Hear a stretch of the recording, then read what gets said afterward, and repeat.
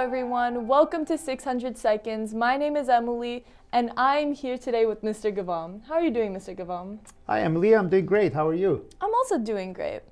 So, our first question for you today is, when did you start teaching at Clark?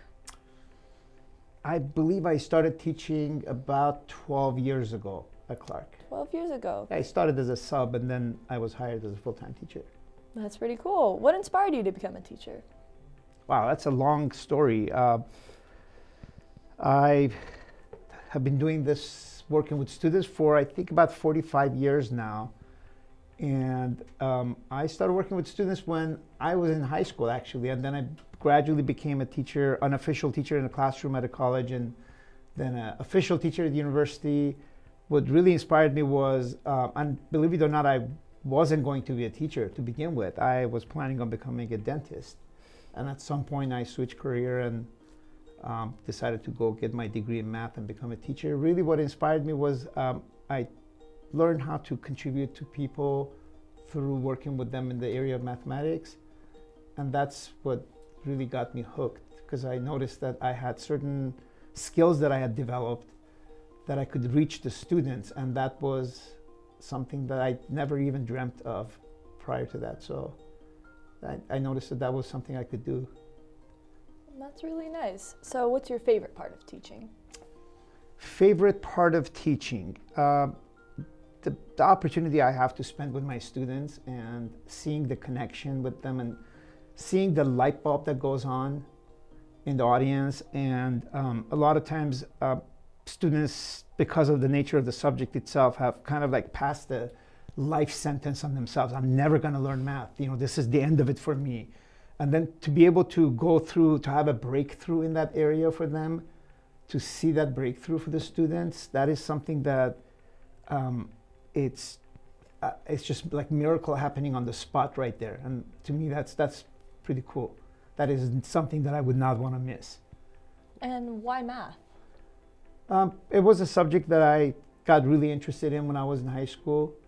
And it didn't require a lot of memorization, which is the area that I have some deficiencies. I have a hard time remembering things like history and biology and things. And that's exactly why I actually left the dental school idea and decided to go to education and math. If you weren't a teacher or a dentist, what do you think you would be? An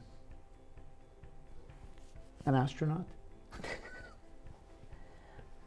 That'd be pretty cool to see Mr. Ghavam on the moon.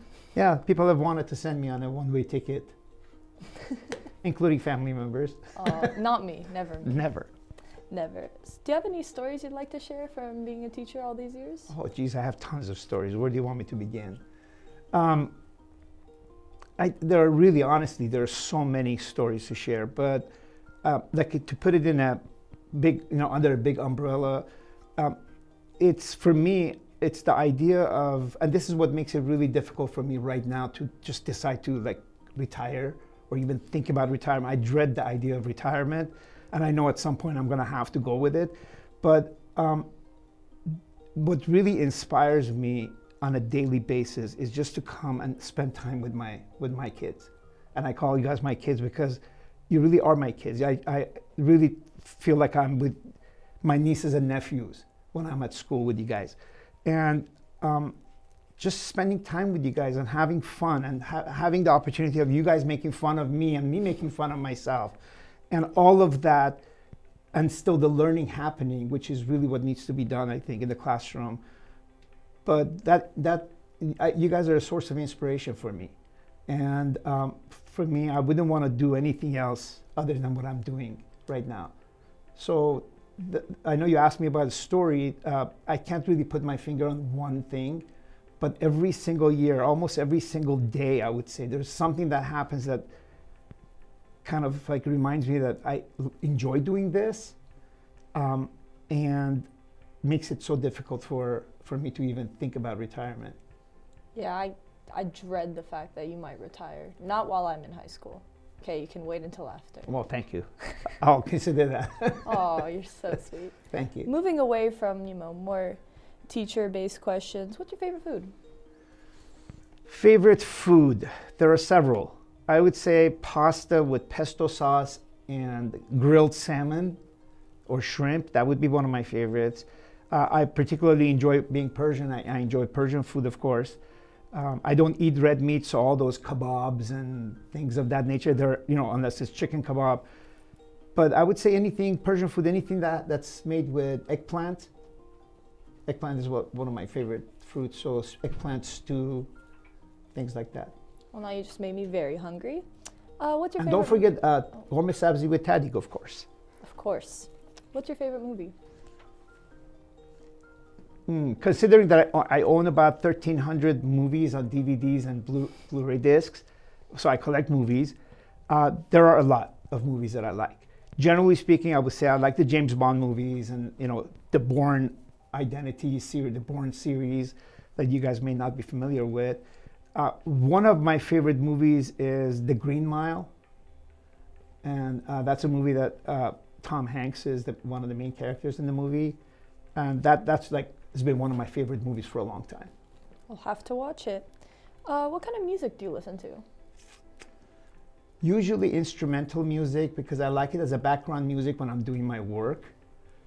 Classical music, but mostly I would say instrumental music. And I wouldn't say necessarily like elevator music, but there are music that is like relaxation music, yoga music, meditation music. Those are the type of music that I listen to most of the time. What was your lowest grade in high school or college? Now you're here to embarrass me, of course, right? No. I actually have shared about this with my students who are so hooked on getting good grades, and if they don't get good grades, it's like at the end of the world for them. My first semester in college, I had a D in one of my classes. And I can use all kinds of excuses, like I wasn't speaking English at the time when I came to this country, and so many other excuses. But it was a D, and that's the only class that I have ever had a D, and it was not the end of the world. At that time, I thought it was going to be the end of the world, but it wasn't. So I now share about my failures and my successes with my students, and let them know that, yeah, as much as I've been successful in my life, and I do consider myself fortunate to have been successful in a lot of areas of my life, I've also had failures. And neither one of them defined me. As they shouldn't. Or should, if it's a success, of course. Do you have any plans for break? I have a few doctor's appointments that I need to attend to, but catching up on a lot of things. But nothing in particular. We don't know if we're going to have a family Thanksgiving get-together or not. We're looking forward to that. But we also have to take care of so many other things that have come up recently, unforeseen. Is there anything you want to say to the students of Clark? Generally, there are a lot of students who, as you know, my classroom is usually open during lunch, and I do want people to come to my room and just sit down and enjoy their time, relax, whether it's a windy day, rainy day, cold day, hot day. I'm in my room a lot of times, and a lot of students who come to my classroom have never been my student. They're not my student now. They never were before. I do enjoy seeing students being comfortable with me, and I want to welcome people. I want them to know that it doesn't matter whether they're my student or not. You're always welcome to come to my classroom. There are people who come to me and ask me questions that are random. They have nothing to do with math. They have nothing to do with me.